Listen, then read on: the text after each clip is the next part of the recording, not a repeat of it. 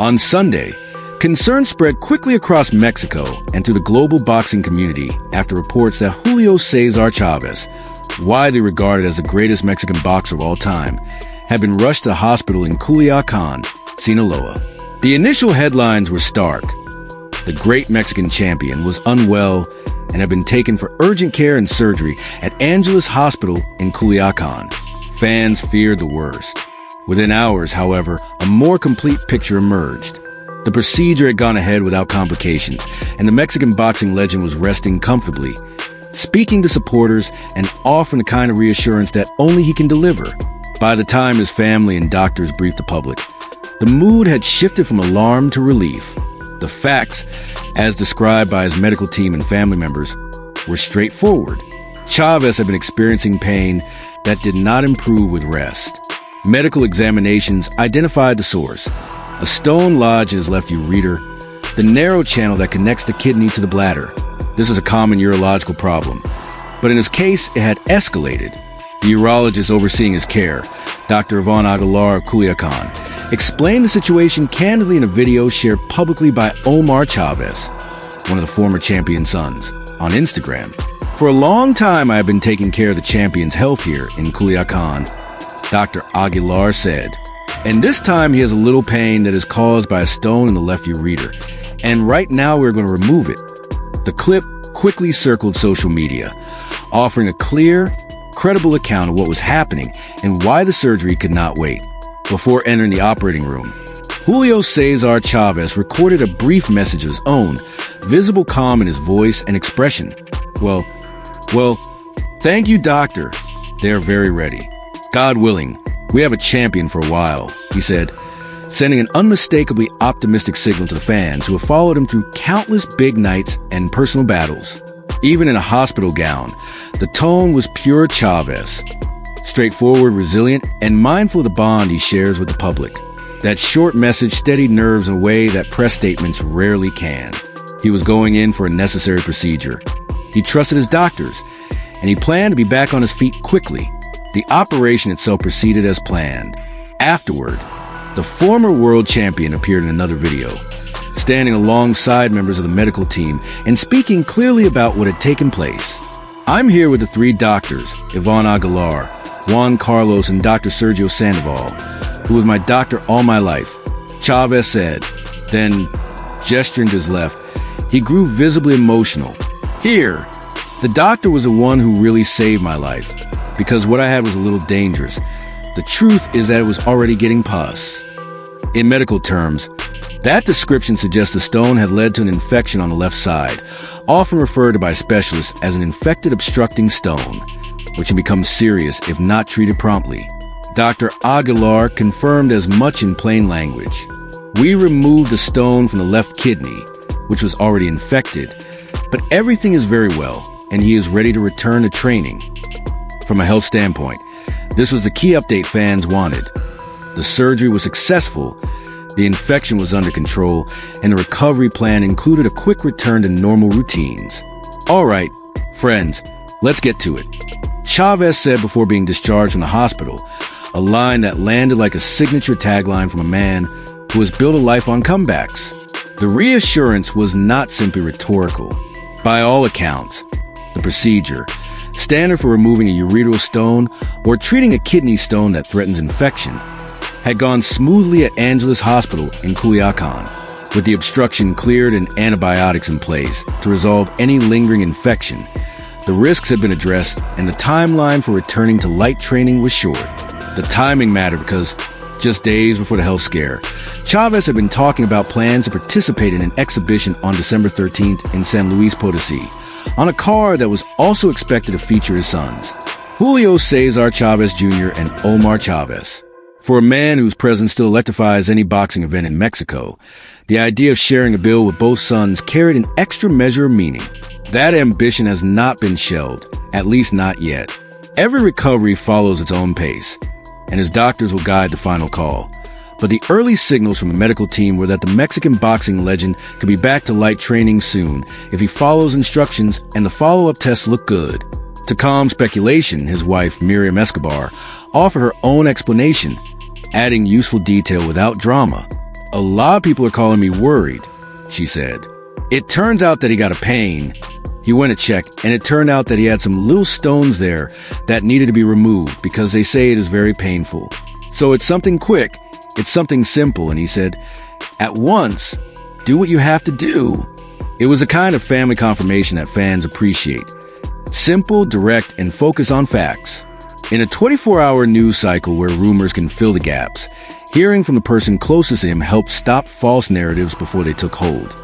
The reaction around Mexico and beyond was immediate.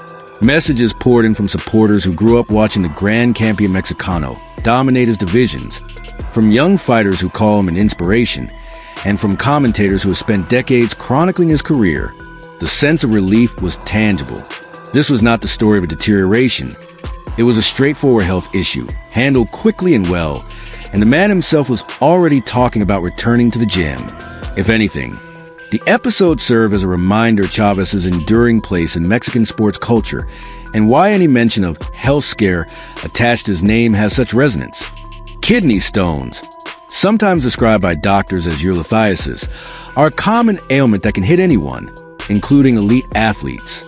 They form when minerals crystallize in the kidneys and can lodge in the ureter, causing intense pain, nausea, and sometimes infection.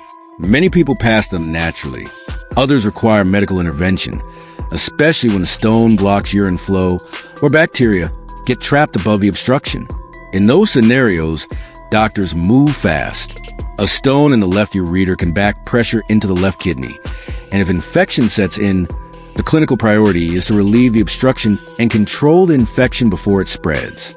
The procedure can be done endoscopically, via ureteroscopy, to break or remove the stone, often with a temporary stent placed to allow urine to drain freely during healing.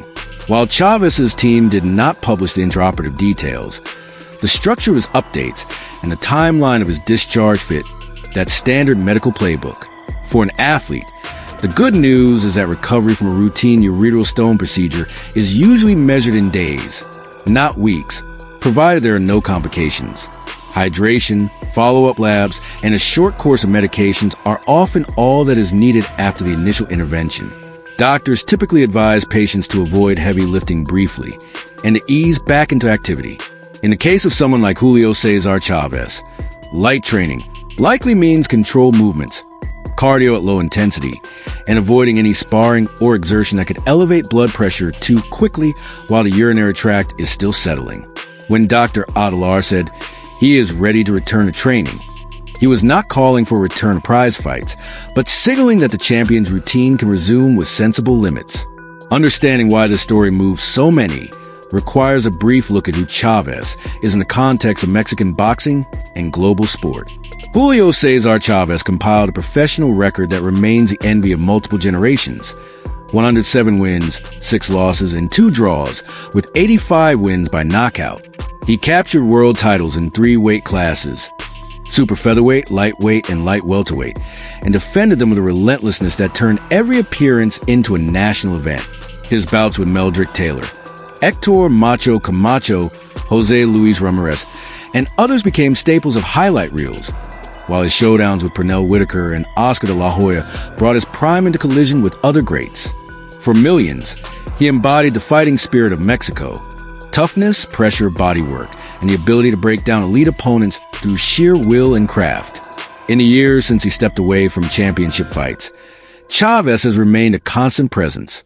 He has mentored young fighters, appeared at major boxing nights as an honored guest, and taken part in occasional exhibitions that remind fans of the timeless charisma that made him a star.